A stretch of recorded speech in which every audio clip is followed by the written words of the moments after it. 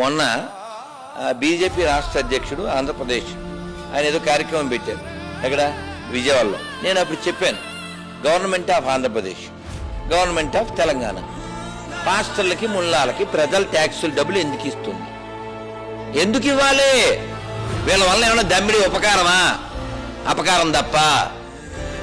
Church వలన మసీదు వలన ఈ సొసైటీకి ఏమన్నా రూపాయి లాభం ఉందా? నష్టం తప్ప. దేవాలయాలు ప్రజలకి పీస్ ఇస్తాయి, గవర్నమెంట్కి పైసలు ఇస్తాయి. గవర్నమెంట్ బాగుంది అంటే దేవాలయం కారణం, దేశాన్ని బొక్కపడిందంటే మసీదు చర్చే. ఏం లాభం చెప్పండి. పోనీ నేను సారీ చెప్పాను, మసీదు వల్ల చర్చ్ వల్ల దేశానికి ఏం లాభం చెప్పండి, గవర్నమెంట్కి ఏం లాభం చెప్పండి. ఈ రూపాయి తేలేని చవట గవర్నమెంట్లు ప్రజల ట్యాక్సుల డబ్బులు ముల్లాలకి పాస్టర్లకి ఎందుకు ఇవ్వాలి? సుప్రీంకోర్టు ఎందుకని సుమోటగా తీసుకుని దీన్ని ఆపదో?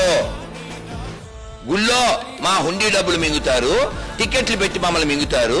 మేము ఏదైనా పండగకి వెళ్తే ఎక్స్ట్రా ఛార్జీ వసూలు చేస్తారు, మేమేమో టికెట్లు పెట్టుకుని దర్శనానికి వెళ్ళాలా? వీళ్ళ వల్ల రూపాయల లాభం లేదు.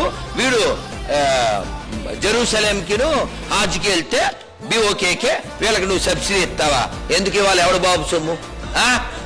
ఎందుకు ఇవ్వాలి? సిగ్గుందా?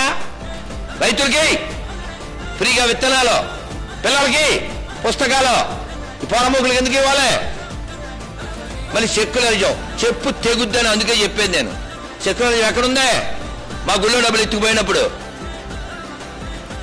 సెక్యులర్ అంటే చెప్పు తెగుద్ది అనేది. అందుకే నువ్వు దేన్ని ముట్టుకోకో. You don't have day to touch mosque or church. Why are coming in to temple rascal.